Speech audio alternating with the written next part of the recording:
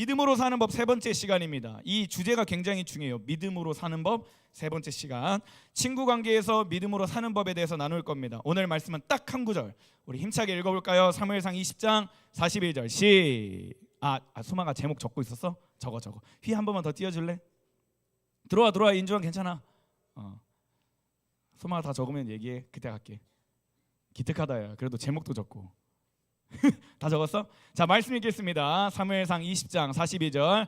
여러분 졸린 거 알아요? 근데 졸리다고 자는 거는 예배가 아니겠죠? 잠을 깨시고 말씀 읽겠습니다. 시작.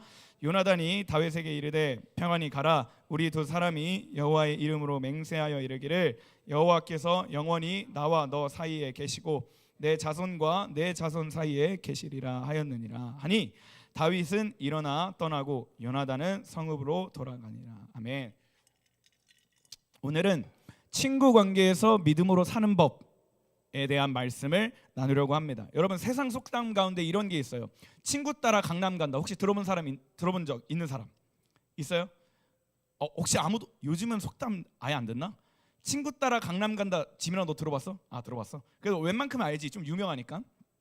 이건 어떤 뜻이냐면 뚜렷한 주관이 없이 살면 남에게 이끌리는 삶을 살게 된다라는 뜻이에요. 그러니까 나의 주관이 없으면 친구 따라 강남도 가고 친구 따라 시골도 가고 내 주관이 없으니까 따라간다라는 소리입니다. 근데 동시에 이 속담이 어떤 의미로 쓰이냐면 내가 남에게 기범아 너 지금 집중하고 있는 거지? 시작한 지 1분도 안 됐는데 벌써 이거 가출하면 안 돼. 잘 집중하세요. 이 친구 따라 강남 간다라는 게 어떤 의미냐면 내가 남에게 어떤 영향을 주고 있는지 그리고 어떤 영향을 받고 있는지를 한 번 더 생각하게 하는 굉장히 의미가 깊은 속담이에요. 청소년 시기 가운데 물론 평생의 인생이 그렇겠지만 특별히 여러분의 10대 가운데 여러분에게 친구는 굉장히 중요한 존재입니다. 제가 지난주에 우리 예배팀 그 제자반 예배자 훈련에서 친밀함에 대해서 우리가 조금 잠깐 나눴는데 애들한테 물어봤어요. 너네들은 친밀하다는 감정을 어느 때 좀 많이 느끼니? 라고 물어보니까 한 8명, 10명 정도 되는 예배팀 애들이 다 똑같이 얘기하더라고. 친구들이랑 있을 때 친밀함을 가장 많이 느낀대요. 그럼 친밀함을 느낄 때 어떤 기분이 들어, 어떤 감정이 들어? 라고 얘기할 때 다들 그렇게 얘기하더라고요. 친구와 있을 때 허물이 없이, 벽이 없이 가장 나다워져요. 그래서 자신의 인생 가운데 어떻게 보면 부모님보다 친구가 더 소중한 존재라고 여기는 아이들이 많습니다. 그만큼 청소년 시기의 친구는 굉장히 중요해요. 여러분이 잘 생각해 보면 친구 한 명 때문에 학교 가는 게 굉장히 즐거워지기도 하고요. 친구 한 명 때문에 학교 가는 게 괴로워지기도 해요. 그죠? 친구의 말 한마디에 기분이 엄청 좋아지기도 하고 어떤 친구와 다툼 가운데 내 하루가 망치는 기분이 들기도 합니다. 교회도 마찬가지예요. 교회도 여러분 나이가 들면 어른들은 좀 덜 하시지만 친구가 있어야 교회 다닐 맛도 나죠. 친구가 없으면 교회 다니기 좀 심심하잖아. 외롭고. 그죠? 그만큼 인생 여러분의 삶 가운데 친구가 굉장히 중요합니다. 근데 성경은 그것으로 끝나지 않아요. 친구가 중요한 건 인정하는데 성경은 거기서 하나 더 나갑니다. 뭐라고 얘기하냐면 그 친구 관계 가운데 하나님이 계시는가? 그게 더 중요하다라고 성경은 얘기해요. 성경은 친구 관계가 나빴다, 친구 관계가 필요 없다라고 얘기하지 않습니다. 성경은 좋은 친구를 사귀라고 얘기를 해요. 친구 중요하다라고 얘기를 합니다. 그러나 더 본질적으로 중요한 건 뭐냐면 그 친구 관계 속에 하나님이 계시는가? 이거를 성경은 묻고 있는 거예요. 여러분 제가 질문해 볼게요. 친구 관계 속에 하나님의 섭리가 있을까요, 없을까요? 유진아 너 생각은 어떻게 생각해? 있어요. 소마가 너 생각 어떻게 생각해? 있어요. 인준아 너 생각은 어떻게 생각해? 나와 내 친구 지금 너 옆에 있는 주변에 친하게 지내는 친구 가운데 하나님의 섭리, 하나님의 뜻이 있을까 없을까? 있어요. 너무 좋습니다. 지우야 너와 휘 사이 가운데 하나님의 뜻이 있을까 없을까? 있어요. 너네들이 이거 알면 사실 오늘 설교 안 해도 돼요. 이거 이 주간만 뚜렷하면 오늘 이게 설교 너무 좋아하는데 바로 목장 모임 바로 들어갈까? 그래도 준비한 게 있으니까 좀 아시잖아. 볼게요. 모든 친구 간의 그 관계 속에는 하나님의 뜻, 하나님의 섭리가 있어요. 말씀 볼까요? 에베소서 4장 6절입니다. 시작. 만물의 주인이신 하나님도 한 분이시니 그분은 모든 것을 다스리시고 모든 것 위에 계신 분입니다. 말씀 잠깐 띄워주시고 자, 이 말씀을 기준에서 봤을 때 하나님의 손이 닿는 곳이 있을까 없을까? 하나님은 모든 것을 다스리신데, 그럼 하나님이 손이 닿지 않는 곳이 있을까 없을까? 없어요. 하나님이 다스리지 않는 영역은 있을까 없을까? 승준아, 너 벌써 자고 있는 거야? 조금만 더 집중해줘. 있을까요 없을까요? 없어요. 그러면 하나님의 섭리가 없는 곳이 있을까 없을까? 경건의 생각은 어때? 없어요. 모든 것은 하나님의 섭리가 있고 모든 것은 하나님의 뜻이 있어요. 그러면 기범이가 다니고 있는 대중예고, 미안한 기범아, 너의 눈에 초점이 없어 자꾸 너를 부르게 된다. 대중예고 안에서 너와 너 친구들 가운데 사이에 하나님의 뜻도 반드시 존재해요. 이걸 인정하기 시작해야 내 삶에 믿음으로 살아내는 영역이 확장될 수 있고 그 관계를 통해 하나님이 이루실 하나님의 뜻이 있다라는 거예요. 우리는 이걸 주어도 해요. 그걸 인정하는 게 중요한데 히브리서 11장 6절 말씀 같이 읽겠습니다. 시작. 하나님께 나아가는 자는 반드시 그가 계신 것과, 휘야 말씀 그 하면 조금만 더 띄워줘요. 설명을 하니까. 자, 말씀에 보니까 믿음이 없이는 하나님을 기쁘시게 하지 못한대요. 그죠? 성경에 기록되어 있죠. 근데 믿음을 우리가 첫 시간에 뭐라고 얘기했어요? 믿음은 바라는 것들을 확신하는 것이고 보이지 않지만 그것이 사실임을 아는 것이라고 얘기했어요. 그죠? 그리고 그 확신하는 것과 아는 것을 성경을 뭐라고 얘기했냐면 그가 계신 것과, 여기서 그는 누구예요? 하나님, 예수님. 예수님이 계신 것과 예수님께 나오는 자에게 상 주시는 이심을 믿는 것, 확신하는 것, 그것을 믿음이라고 얘기했어요. 그러니까 이게 없으면 하나님을 기쁘시게 하지 못한대요. 그럼 다르게 얘기해 볼게요. 나와 친구 간의 관계 속에 하나님의 섭리가 있다라고 우리는 인정을 했어요. 믿었어요. 그러면 지금 내가 내 친구 관계 사이에 하나님을 향한 믿음이 없으면 하나님을 기쁘시게 할 수 없어요. 아무리 친구 간의 사이가 좋아도, 아무리 친구 간에 좋은 일을 하고 많은 일을 해도 나와 이 친구 사이에 하나님의 존재가 인정되지 않으면, 그가 계신 것과 예수님이 자기에게 나오는 상 주시는 이심을 믿지 않으면 하나님을 기쁘시게 할 수 없다라는 거예요. 그래서 오늘은 이름이 뭐지? 요나단과 다윗을 통해 우리가 어떻게 나와 내 친구 간의 그 사이 속에 믿음으로 살아낼 수 있는가, 그 방법을 3가지를 나눌 겁니다. 첫 번째는 뭐냐면 하나님의 존재를 인정하는 거예요. 이게 가장 중요하고 이게 본질이고 이게 시작입니다. 여기서부터 나와 내 친구 간의 사이가 시작되어야 돼요. 자, 말씀 같이 읽겠습니다. 사무엘상 20장 42절 말씀이에요. 같이 읽겠습니다. 시작. 자, 한 번 더 좀 더 크게 시작.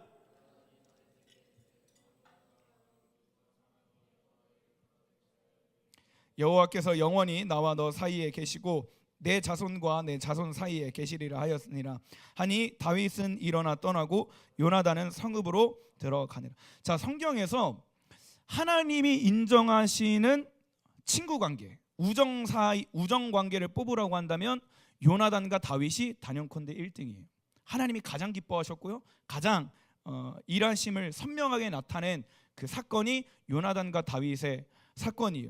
이 말씀을 보면 이 요나단과 다윗 스토리를 너네들이 나중에 성경을 쭉 읽다 보면 하나님이 얼마나 기뻐하셨는지, 그리고 이 둘의 관계를 얼마나 축복하시고 이를 통해 하나님이 어떤 일을 이루셨는지를 보게 될 건데, 이 두 사람이 친구가 된 것에는 단순히 요나단과 다윗이 취미 생활이 맞아서, 그냥 MBTI가 서로 맞아서, 아니면 살아오는 환경이 비슷해서 친구가 된 게 아니에요. 성경이 뭐라고 얘기하냐면 두 사람이 여호와의 이름으로 맹세했대요. 그러니까 요나단과 다윗은 친구가 될 때 가장 먼저 무엇을 회복했냐면, 무엇이 기준됐냐면 하나님이 그 사이에 존재하는가. 이 둘의 관계를 보려면 사무엘상 18장으로 살짝 넘어가야 돼요. 앞장으로. 18장은 이렇게 시작합니다. 다윗이 사울과 이야기를 나누고 있는 모습을 본 요나단은 이미 마음속으로 다윗을 매우 좋아하게 되었습니다. 요나단은 다윗을 자기 목숨처럼 아끼고 사랑했습니다. 사울이라는 건 이스라엘의 왕이었어요. 다윗은 그때 굉장히 어린 10대 청소년이었고, 사무엘상 17장에 다윗이 블레셋과 싸워서 이깁니다. 블레셋은 키가 한 3m 정도가 되고 몸이 엄청 크고 장군이에요. 근데 이 이스라엘과 적대적인 관계였는데 블레셋이 이스라엘 앞에 나와서 40일 동안 밤낮으로 조롱하는 거예요. 야, 너네가 믿는 하나님이 어디냐? 너네 하나님이 그렇게 크면 세면 나랑 나와서 맞짱 한번 뜨자. 근데 아무도 그 3m 거대한 블레셋이 두려워서 당장 나가지 못하고 싸우지 못해요. 근데 그러고 있다가 다윗이 치즈를 나눠주러 가다가 그 모습을 본 거예요. 그래서 아니, 저 할례도 받지 못한 하찮은 존재가 감히 우리 만군의 여호와의 이름을 모욕해? 라고 하면서 블레셋과 싸우게 돼요. 그리고 거기서 승리하게 됩니다. 근데 이 이스라엘 왕 사울이 그걸 보고 놀란 거예요. 그래서 다윗을 초청합니다. 그래서 다윗이랑 막 얘기를 하는데 그 얘기하는 장면을 누가 봐요? 요나단이 본 거예요. 그게 둘의 첫 만남이에요. 근데 요나단이 그 대화하는 모습을 보니까 다윗에 대한 애정과 사랑하는 마음이 가득 찼대요. 여러분 한번 생각해봐요. 사울이 블레셋을 이긴 다윗을 불러서 무슨 대화를 했을까? 너는 뭐 어느 집안 사람이니? 뭐 이런 거 물어봤겠죠. 너가 다윗이랑 왜 갑자기 싸웠어?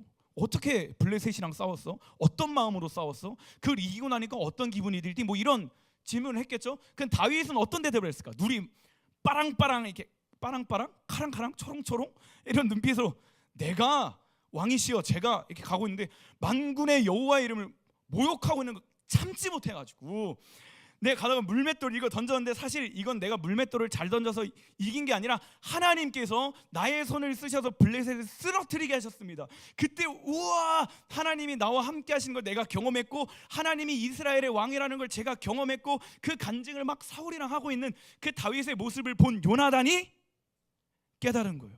아, 다윗 안에 하나님의 뜻이 있구나.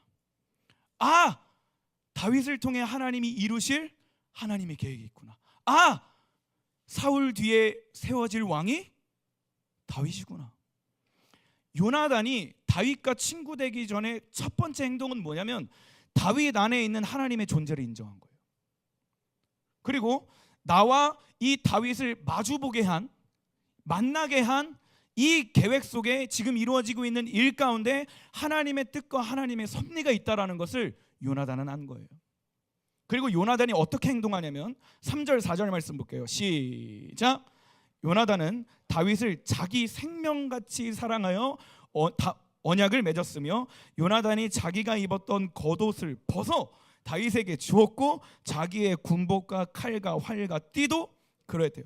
보세요. 요나단이라는 사람은 사울의 아들이에요.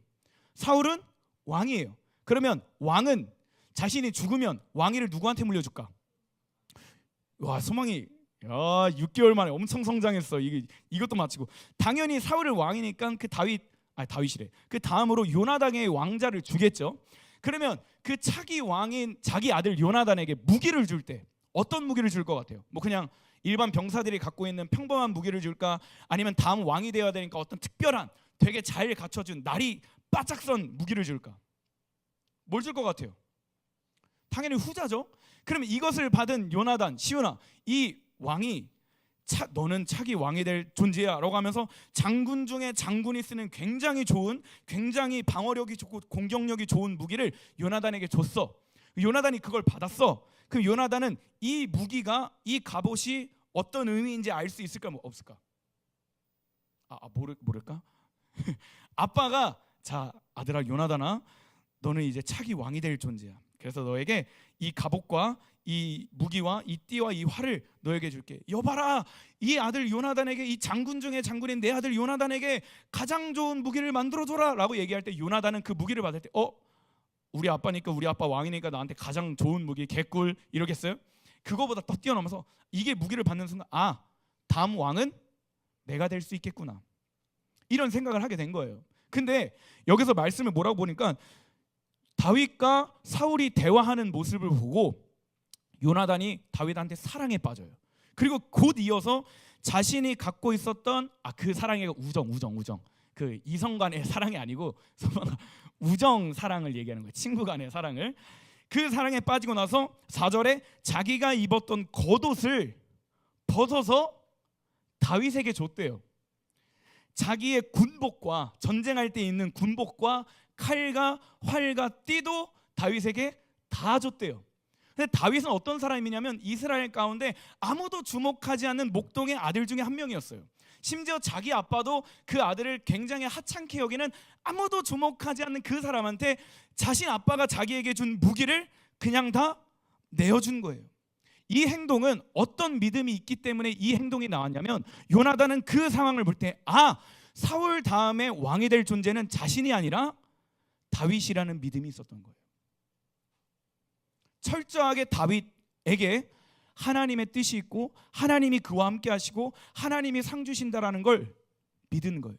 그리고 자기가 갖고 있었던 굉장히 좋은 무기와 갑옷을 줄 수 있었던 것도 내가 그 안에서 하나님의 관계를 인정하기 시작할 때, 하나님의 존재를 인정하고 그에게 나의 모든 것을 내어주기 시작할 때 하나님도 나에게 상 주시는 이심을 믿었기 때문에 요나단은 그런 행동을 할 수 있었던 거예요. 여러분, 반대 예시를 한번 들어볼까요? 그 다윗의 아들 중에 사무엘하 13장에 이런 얘기가 나와요. 암논이라는 한 사람이 있어요. 근데 이 사람 중에 이 암논이라는 사람의 친한 친구가 요나답이라는 친구예요. 이름이 헷갈리면 안 돼요. 요나단은 다윗의 친구고 요나답은 암논의 친구예요. 이 암논과 요나답은 굉장히 친한 친구인데, 암논이 어느 날 배다른 가족 다말이라는 여자를 사랑하게 돼요. 상사병에 빠집니다. 굉장히 괴로워하고 있는데 요나답이 암논에게 와서 얘기를 하고 있는 거예요. 너 왜 그러니? 암논이 얘기를 하죠. 내가 사실 그러면 안 되는 거 아는데 우리 아빠의 배다른 딸 중에 다말이라는 그 여동생을, 누이를 내가 사랑하고 있어.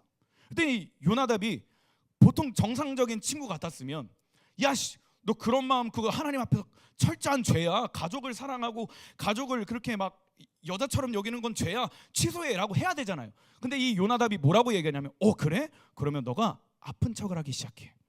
그 침대에 누워서 다말을 불러와. 너가 움직일 수 없으니까 다말한테 과자를 좀 먹여달라고 얘기를 해. 그리고 그 과자를 먹여줄 때 너가 죄를 범해.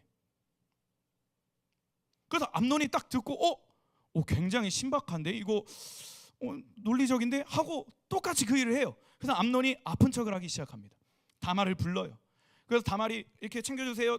가족이니까 먹을 걸 줬는데 암논이 나 움직일 힘이 없어. 먹을 거를 좀 줘. 다말이 주는데 거기서 일어나지 말아야 될 끔찍한 일이 일어나요. 그리고 그 결과가 어떻게 되냐면, 암논의 동생 중에 압살롬이라는 동생이 있어요. 근데 이 동생이 분노가 막 차는 거야. 어떻게 감히 가족 간에 이런 끔찍한 혐오스러운 일이 일어날 수 있지라고 하면서 압살롬이 암살 계획을 짜고 암논을 죽여버려요. 그리고 가정이 깨져버려요. 가문이 깨져요.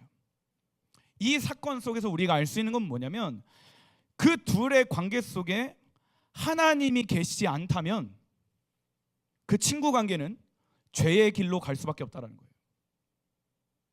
나와 지금 내 가까이에 있는 친구들 사이에 하나님의 존재가 인정되지 않고 하나님의 섭리를 믿음으로 반응하지 않는다면, 믿음의 영역을 내 친구 관계까지 확장하지 않는다면 우리는 하나님 앞에서 죄를 지을 수밖에 없다라는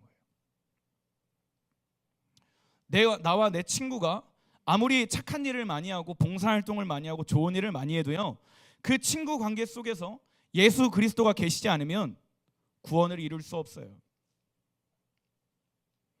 하나님의 나라, 성령님의 일하심, 말씀이 증거되는 거 경험할 수 없습니다. 요나단과 다윗을 보면 그 둘 관계 속엔 하나님의 존재를 너무 철저하게 인정한 거예요. 그래서 그 둘을 통해 이스라엘은 계속해서 블레셋과 싸울 때 승리하게 되고 다윗이 왕을 돼서 예수 그리스도가 오실 수 있는 길이 예비됐어요. 근데 암논과 요나답이라는 하나님이 없는 친구 관계 속에서는 죄가 범해지게 되고 하나님의 심판이 임하게 되고 하나님의 벌이 임하고 가문이 깨지고 가정이 깨지고 서로 도망다니고 불쌍하고 불행한 인생을 살게 된다라는 거예요. 그래서 여러분이 믿음으로 사는 법, 세 번째, 친구 관계 속에서 믿음으로 살기 위해선 반드시 첫 번째 단추가 필요해요. 나와 내 친구 관계 사이에 하나님의 존재를 인정하는 것. 여러분 보세요. 하나님은 어디에도 계시고 모든 것을 다스린다고 얘기했어요. 그치 인준아? 그러면 지금 나와 내 친구 관계는 우연히 된 게 아니라는 거예요. 이해가 돼요? 그냥 같은 중학교라고, 같은 반이라고, 같은 동네에 태어났다고, 같은 교회에서 어렸을 때부터 다녔다고 친구가 된 게 아니라고요. 이걸 인정하는 것부터가 시작이에요. 같은 교회에서 태어나서 자란 것도 하나님의 섭리 가운데 있고요. 청소년 공동체로 함께 모여서 공동체를 이루는 것도 하나님의 뜻이 있고요. 여러분이 그 중학교를 간 것에도 하나님의 뜻이 있고, 그 중학교의 그 반의 그 친구를 만나서 30명의 친구 가운데 나와 친한 그 3, 4명을 만나게 된 것도 하나님의 뜻이 있어요. 이걸 인정하기 시작할 때 내 믿음의 삶의 영역이 확장될 수 있는 거예요. 그럼 두 번째, 우리가 친구 관계 속에서 믿음으로 사는 법은 뭐냐면, 내가 그 친구에게 섭리의 통로가 되는 거예요.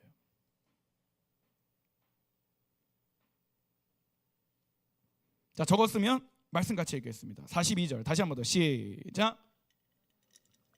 한 번 더 시작.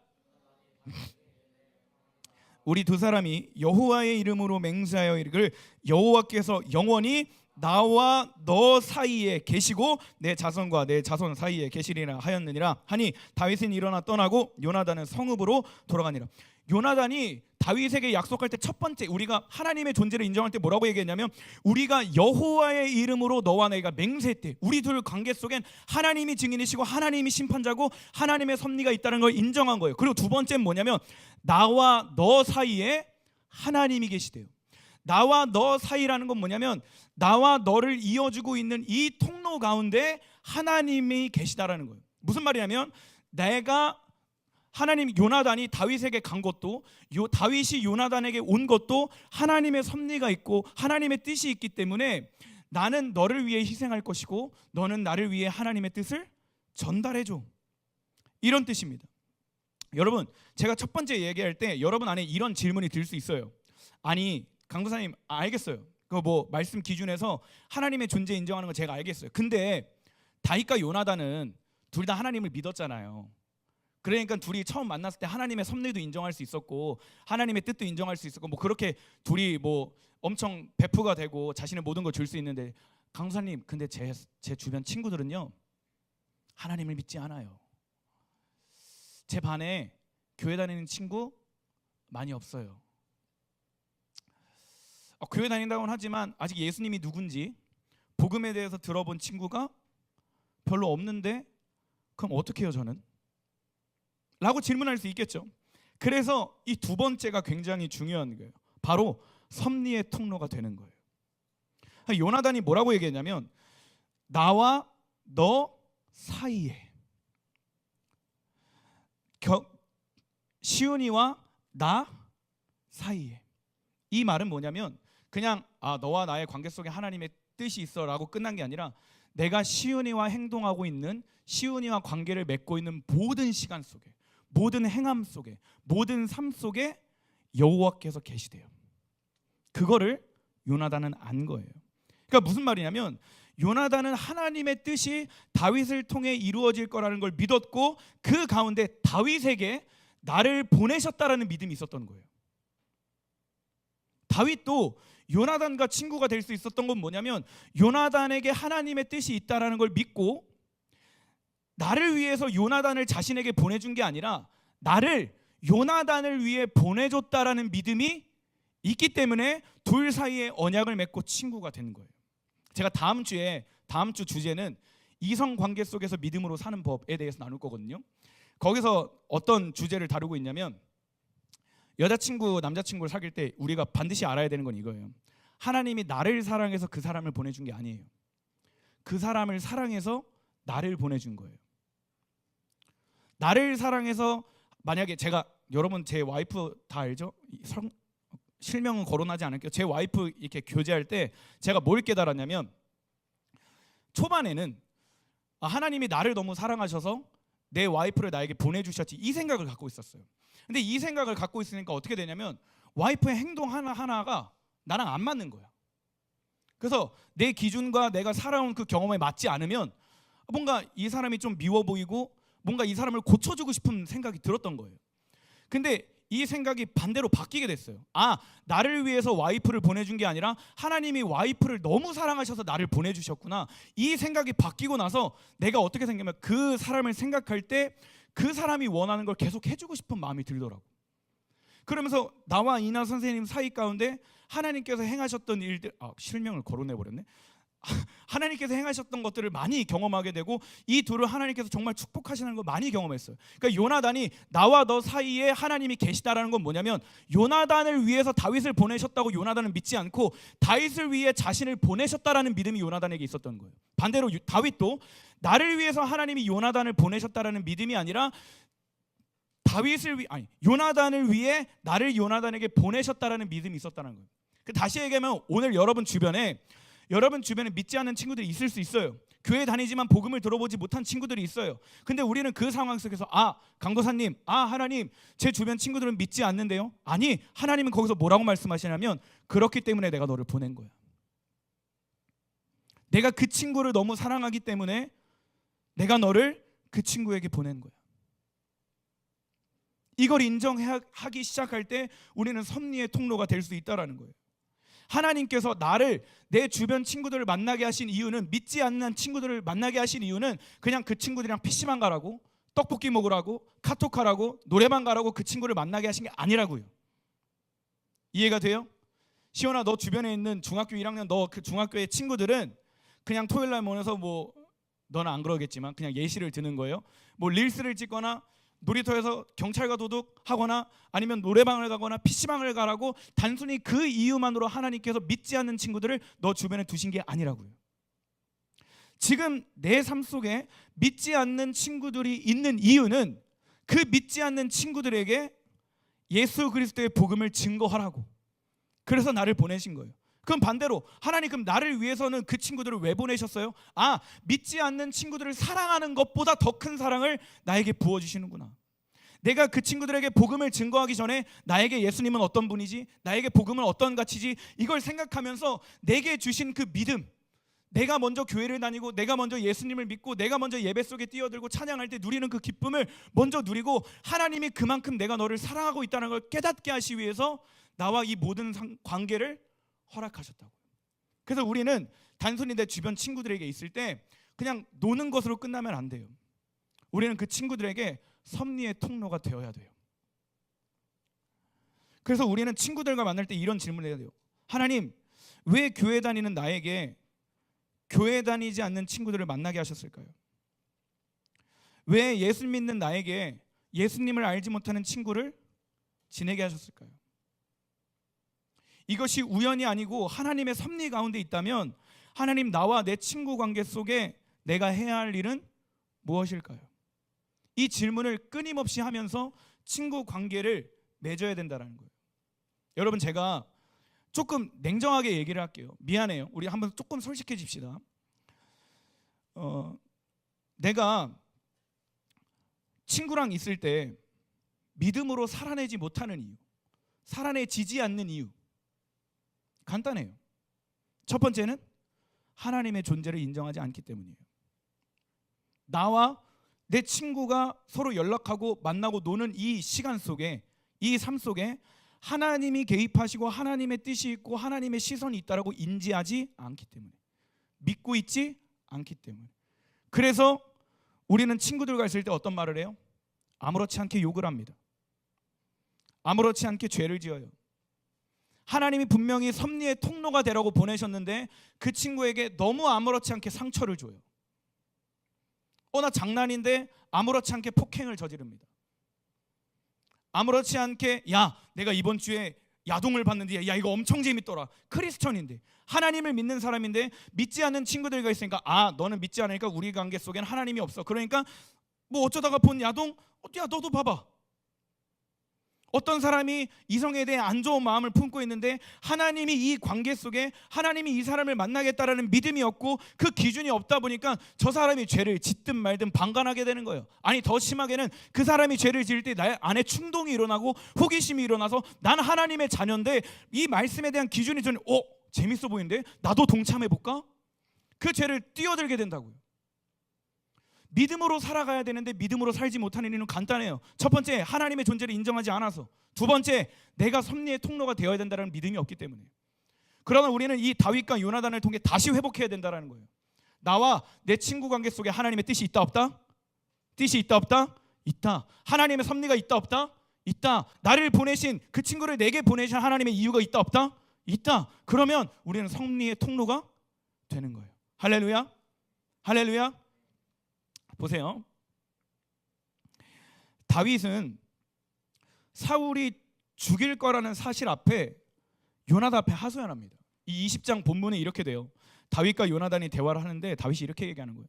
요나단아, 요나단아, 너희 아빠가 나를 지금 죽이려고 해. 요나단이, 왜? 우리 아빠는 그러실 분이 아닌데. 아니, 내가 블레셋과 싸워서 이겨서 돌아오는데 이스라엘 여자애들이 자꾸 다윗이 죽인 자는 만만이요 사울이 죽인 자는 천천히요 비교급 노래를 하니까 사울이 거기서 분노가 일어나고 뭐 어떤 시기심과 질투심이 일어나서 왕 자리의 위협을 느껴서 막 어떤 막 분노가 해서 나한테 막 창을 던지고 나를 죽이려고 군대를 사서 나를 막 보내. 요나단이, 아니야, 우리 아빠는 그럴 일이 없어. 다윗이, 아니야, 확인해봐. 그 전장에 사무엘상 19장에, 미안해요, 너네한테 너무 많은 스토리를 설명해줘서. 근데 19장에 막 이제 다윗이 얘기하는 거예요. 야, 아빠가 잔치를 열었는데 3일 동안 나를 불렀어. 근데 나는 가지 않을 거야. 근데 내가 가지 않으면 너희 아빠가 화를 낼 거야. 그 화를 내는 이유는 그 자리를 통해 나를 죽일 거기 때문에. 요나단, 너가 그걸 가서 확인해봐. 요나단이 그걸 확인하고 깨달은 거야. 아, 아빠가 진짜 다윗을 죽이려고 하는구나. 그래서 요나단과 다윗이 대화를 하는 그 스토리가 오늘 이 사무엘상 20장의 스토리예요. 이해가 돼요? 제가 잘 설명한 거 맞아요? 근데 그런 상황 속에서 보세요. 하나님은 그 상황 속에서 다윗에게 기적을 행하시지 않았어요. 다윗에게 천군 천사를 보내주셔서 사울의 마음을 변화시키거나 사울의 어떤 사지를 딱 묶어가지고 다윗에게 창을 못 던지게 하거나 아니면 갑자기 사울이 막 급동이 걸려가지고 다윗을 죽일 때마다 그게 막 무산되거나 어떤 기적과 놀라운 일을 행하시지 않았다고요. 하나님은 그 상황 속에서 누구를 보내셨냐면 요나단을 보내신 거예요. 그러면 오늘 내가 내 친구에게 있는 것도 여러분은 반드시 기억해야 돼요. 하나님이 나를 그 친구에게 보내셨구나. 왜? 섭리의 통로가 되라고. 베드로전서 2장 9절 말씀 이렇게 기록되어 있습니다. 같이 읽을게요. 시작. 하나님께서 선택하신 민족이며 왕의 제사장입니다. 또 거룩한 나라이며 하나님께서 홀로 다스리시는 나라의 백성입니다. 더 크게 시작. 하나님께서는 그분의 선하심을 선포하게 하시려고 여러분을 어두움 가운데 불러내어 그의 놀라운 빛 가운데로 인도하셨습니다. 하나님을 여러분을 왜 불렀다고요? 하나님의 아름다움을 선포하라고, 하나님의 선하심을 선포하라고 여러분을 불렀대요. 하나님께서 여러분을 왜 왕같은 제사장으로 세우셨다고요? 하나님의 선하심을 선포하라고요.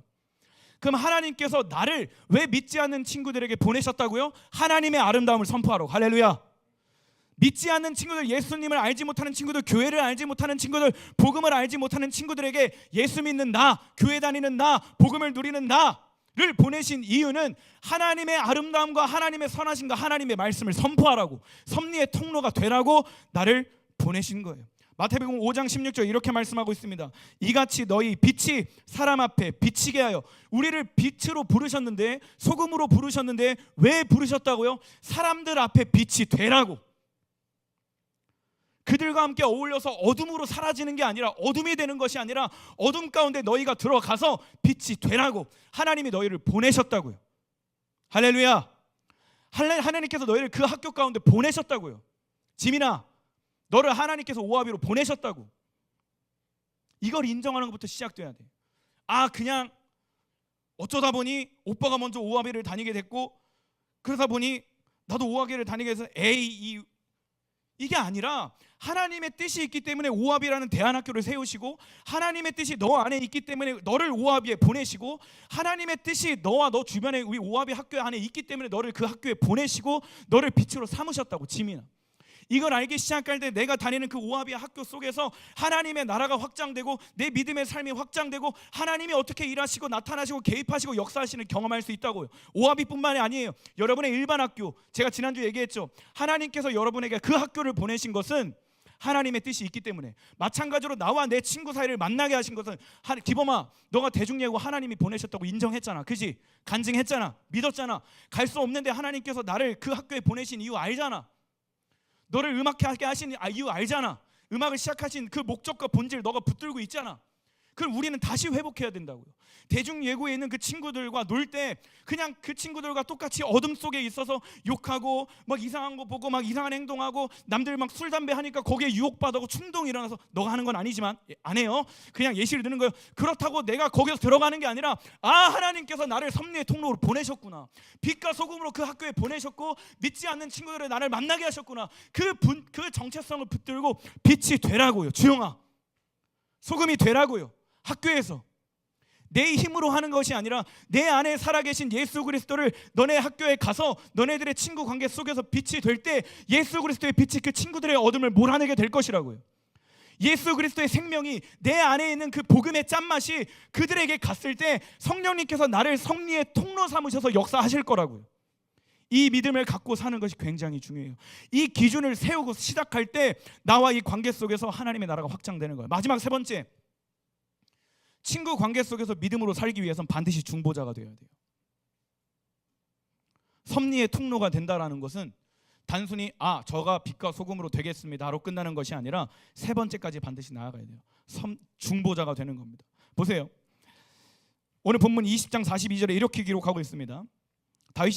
요나단이 이르는 거예요. 우리 두 사람이 여호와의 이름으로 맹세하여 하나님의 존재를 인정하고 여호와께서 영원히 너와 나 사이에 계시고 서로가 섭리의 통로가 된 거예요. 그리고 세 번째, 내 자손과 내 자손 사이에 계시니라. 요나단은 다윗이 죽는 상황 속에서 하나님이 나를 섭리의 통로 삼으셨으니까 내가 다윗을 구출해 줘야지, 도망갈 방법을 알려줘야지 라고 끝나지 않았어요. 이 사건이 있은 후에 요나단이 다윗을 구출해 주거든요. 살려줘요. 어떤 계략을 짜가지고. 그리고 다윗과 헤어지기 전에 언약을 한 게, 약속을 한 게 이건데 뭐라고 얘기하냐면 내 자손과 다윗 너의 자손 사이에도 하나님께서 계시리라. 이건 뭐냐면 단순히 너와 내가 만난 이 순간 속에서만 하나님의 섭리를 인정하는 것이 아니라 우리가 헤어졌을 때도 나는 당신을 위해 기도할 것입니다. 나는 내 자손과 당신의 자손도 우리와 같은 우정과 우리와 같은 언약과 하나님의 축복을 누릴 수 있도록 하나님께서 이곳에 계시고 나는 그것을 위해 기도할 것입니다. 이 결단이 다윗과 요나단 사이에 있었던 거예요. 그리고 실제 요나단이 죽어요. 나중에 가면 사울과 전쟁하다가 블레셋한테 죽습니다. 근데 그리고 나서 다윗이 하나님의 뜻대로 왕이 됩니다. 왕이 돼서 이렇게 하고 있는데 다윗이 그 요나단과 했었던 약속이 떠오른 거예요. 그 언약이. 그리고 백성들한테 부탁합니다. 야, 사울의 집안 속에 요나단의 그 자손 중에 혹시 살아있는 애들이 있는지 한번 찾아봐봐라. 근데 요나단의 아들 중에 무비보셋이라고 하는 다리 저는 사람이 있었던 거예요. 이 사람은 전쟁 중에 어린아이 때 이 어떤 분이 안고 가다가 이 무비보셋을 떨어뜨려서 다리가 이제 고장나요. 그래서 다리가 불편한 무비보셋인데 다윗이 그 소식을 딱 들은 거예요. 그래서 야, 무비보셋 왕을 성으로 불러라. 그리고 그 무비보셋을 왕의 식탁에 앉혀요. 그리고 다윗이 먹는 그 음식과 그 공간을 같이 쉐어합니다. 무슨 말이냐면 요나단도 다윗에게 끊임없이 중보를 했고요. 다윗도 요나단과 했었던 그 약속을 끊임없이 기억하고 중보했어요. 그리고 그 약속을 지킨 거예요. 여러분, 우리도 오늘 이 모습을 본받아야 돼요. 하나님의 존재를 인정한다고 해서 내가 섭리의 통로가 되겠다고 학교에 뛰어드는 순간 하루아침에 내 친구가 달라지지 않아요. 내가 빛과 소금으로 살겠다. 강도사님 알겠습니다. 오늘 말씀 입각해서 제가 내일부터 학교에서 빛과 소금으로 살아내 볼게요 라고 간들 하루아침에 달라지지 않는다고요. 그러나 우리는 섭리의 통로를 계속 살아내야 되고 그 살아내는 방법은 유일해요. 중보예요. 그 친구가 변할 때까지, 그 친구가 나를 통해 예수님께 나올 때까지, 나를 통해 예수 그리스도가 드러날 때까지 우리는 그들을 위해 기도해야 하는 것입니다. 로마서 15장 3절 5분 안에 끝내겠습니다. 들어보세요. 성도 여러분, 우리 주 예수 그리스도와 성령의 사랑으로 여러분에게 부탁합니다. 내가 여러분들을 위해 기도하듯이, 그리고 내가 하나님께 기도하듯이 여러분들도 하나님께 간절히 기도해 주시기를 바랍니다. 사도 바울이 자신이 세웠던 그 교회의 리더들과 교회의 멤버들에게 부탁하는 거예요. 제가 지금 이곳에 감옥에 있고 제가 여러분들에 떠나 있지만 저는 여러분들을 위해 끊임없이 기도하고 있습니다. 왜요? 저를 여러분에게 보내신 것은 하나님이 저보고 이 이방 나라의 로마 교회의 이방 그 여러 제가 세운 교회의 섭리의 통로가 되라고. 그래서 저는 감옥에 있지만 여러분들을 위해 기도합니다. 마찬가지로 여러분들도 지금 당장 저와 같이 있지는 않지만 복음을 누린 여러분, 저를 위해 기도해 주세요. 그리고 복음을 알지 못하는 그 남은 친구들을 위해, 남은 이웃들을 위해 여러분도 저와 같이 기도해 주세요. 바울이 이 얘기를 하는 거예요.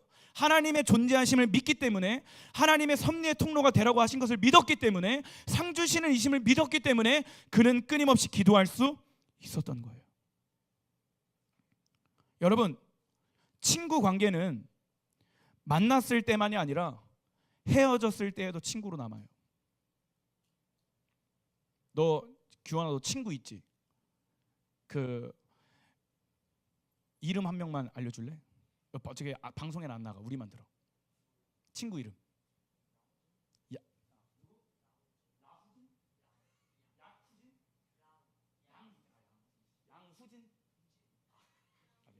미안해, 내가 귀가 안 잡아서. 양우진이라는 친구가 있어. 근데 그 친구는 친구지. 봐요. 그 규원이가 자기 친구 이름을 대면서 지금 그 친구가 여기 없는데 친구라고 고백했어요. 그죠? 너가 집에 가도 그 친구는 너 친구야 아니야? 맞지? 너가 미국에 가족여행을 갔어. 한 달 동안. 그래도 그 친구는 너 친구야 아니야? 친구예요. 친구는 절교에서 관계가 끊어지지 않는 이상, 않는 이상, 더 이상 나는 너랑 친구가 아니야 라고 하지 않는 이상 같이 있든 떨어져 있든 친구예요. 섭리의 통로가 된다라는 건 만났을 때든 헤어졌을 때든 섭리의 통로가 돼야 돼요. 그래서 필요한 건 중보자예요. 우리 혜림이 청소년부에 혜림이라고 있어요. 언제 갔지? 1월 달에 갔나? 12월 달에 갔나? 한 이제 6개월 정도가 됐죠. 근데 혜림이가 우리 청소년부에 없어요. 그죠? 지금 없어요. 그러나 혜림이는 그래도 우리의 친구예요. 우리의 공동체예요. 저기 지우나 휘나 건이나 뭐 요즘 애들은 가끔씩 혜림이랑 통화해가지고 뭐 잘 지내고 있냐, 성교 잘 갔다 왔냐 안부 묻어요. 왜요? 친구니까. 근데 우리는 단순히 그 친구 관계로 끝나면 안 돼요.